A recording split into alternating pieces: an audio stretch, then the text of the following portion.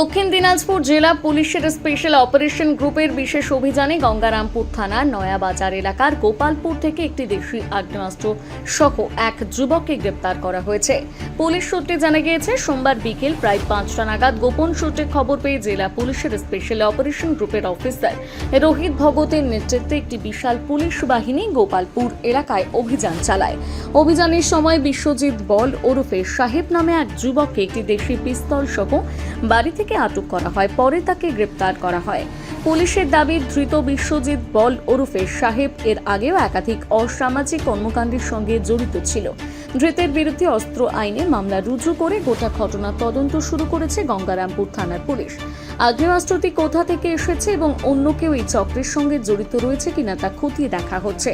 এই বিষয়ে স্থানীয় বাসিন্দা তথা গ্রাম পঞ্চায়েত সদস্য বিশ্বজিৎ বিশ্বাস বলেন, তার কাছে কি পাওয়া গেল?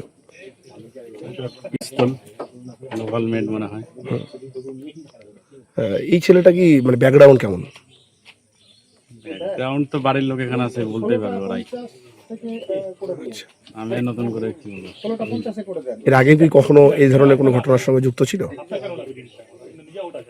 বা জানেন দু একবার? না, ওরকম কোনো কিছু আমার জানা নাই। গঙ্গারামপুর থেকে বিশেষ প্রতিবেদন, নিউজ টুডে।